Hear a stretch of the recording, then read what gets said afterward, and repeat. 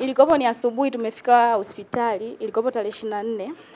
Tulipofika pale hospitali, mimi nikafika pale hospitali nikakaa, mume wangu ndo akaanza kufanya hizo process za kuonana na daktari. Tulipoonana na daktari, tukamkuta daktari mwingine wa kike yupo mle ndani. Tulipomkuta yule daktari, tukaongea naye, yule daktari akaniambia kwamba lala hapo nikuangalia.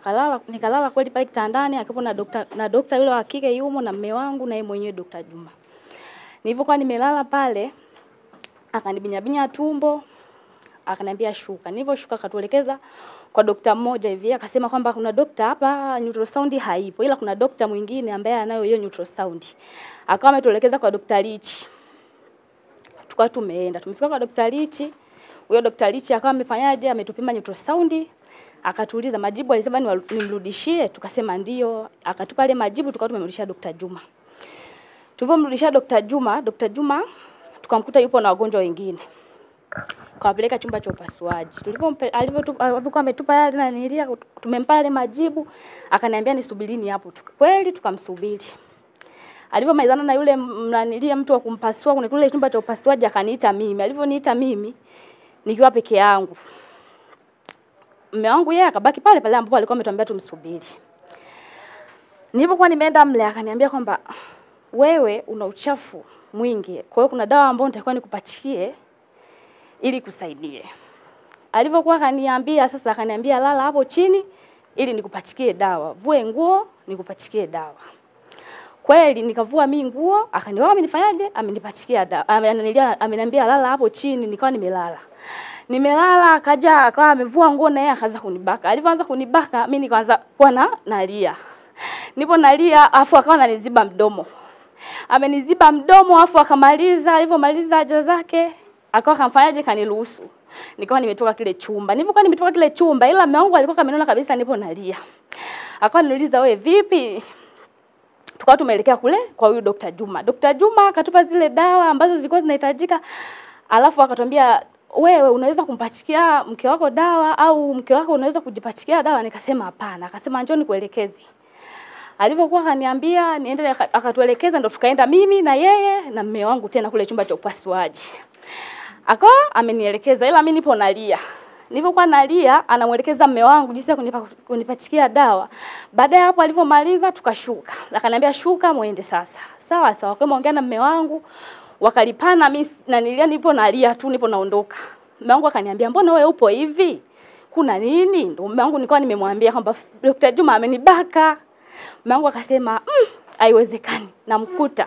Alivorudi hakumkuta Dr. Juma. Alipokuwa amemkuta Dr. Juma hayupo, ndo akawa ameniambia sasa hapa tunafanyaje? Dr. Juma hayupo.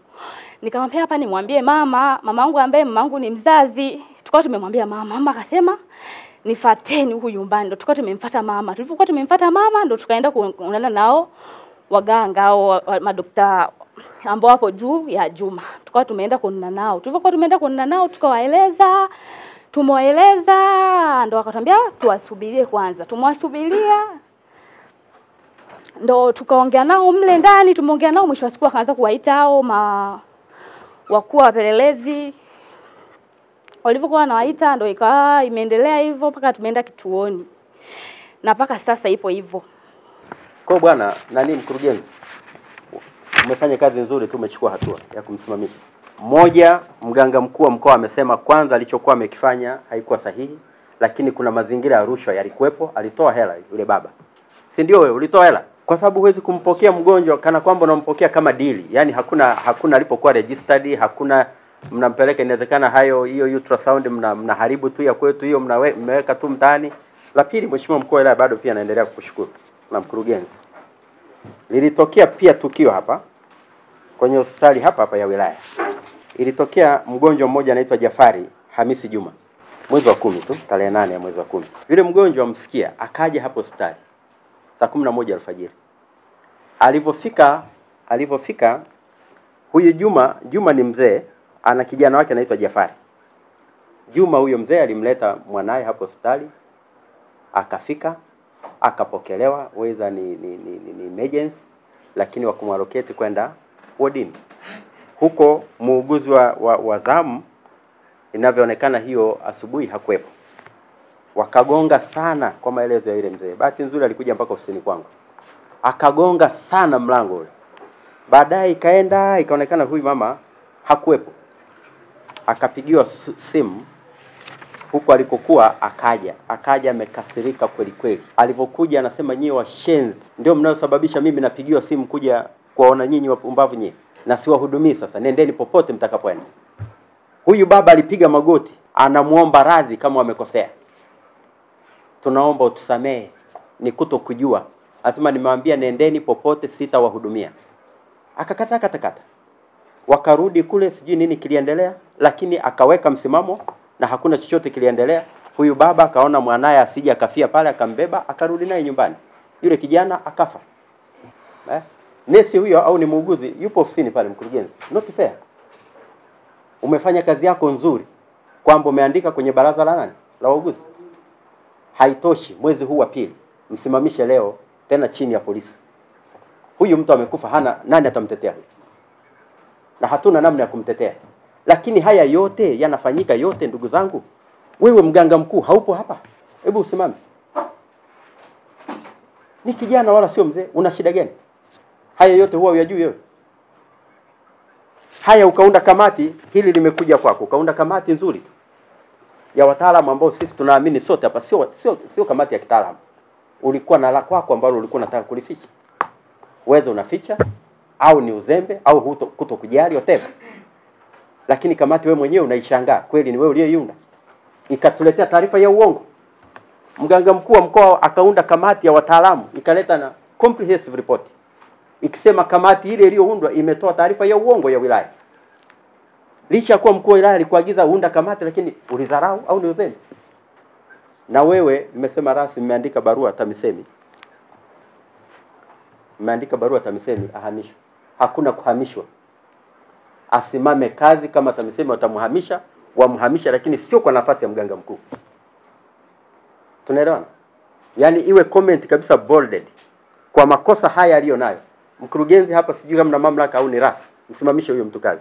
Mganga mkuu lete mganga mkuu mfawidhi hapa. DMO hapa, akaimu hiyo nafasi mpaka mtakapofanya marekebisho baadaye. Kwa sababu haya mambo, huyu bwana yupo hapa. Huyu mtu amekuja amekufa, ametuundia tume ya uongo na kweli. Uongo tu. Ameletewa ripoti yake akakubaliana nayo. Mganga mkuu analeta ripoti chini ya rasi tofauti, inasema ile kamati hakuna ilichofanya, lakini hakuna mtaalamu aliyemweka. Huyo nesi wewe na yule uliyempa mwenyekiti wa kamati, afisa lishe sijui nani, wote msimame kazi. Mganga mkuu leo lete DMO hapa akaimu nafasi. Hata hapo tafuta madaktari, sio wapo wenye nidhamu na adabu hata pale mkoani. Lete mtu akaimu nafasi. Toa kitete daktari pale aje akaimu hapa. Kwa sababu sasa hawa mambo tu yafanyeje? Leo huyu mtu anabaka wagonjwa ofisini, wodini. Huyu anasema sikutibii, nenda popote. Manake popote utakapompeleka hawezi kufanyiwa kazi. Sasa asimame nione atakaye kuja kuniuliza. Mambo gani sasa hivi? Tufanyeje? Hao wananchi waende wapi? Huyu wakati anabaka alikuwa na daktari mmoja yule. Hatumtuhumu yule mama, lakini ahojiwe. Yule ambaye alisema kwamba siwezi kumvua whatever mgonjwa siji mpaka daktari wa kike awepo au muuguzi wa kike, yule ahojiwe. Kama kuna makosa na yeye aingizwe kwenye makosa. Ahojiwe seriously. Kwa sababu kama lengo ilikuwa ni kwenda kushuhudia, kwa nini aliondoka akamwacha yule na mgonjwa?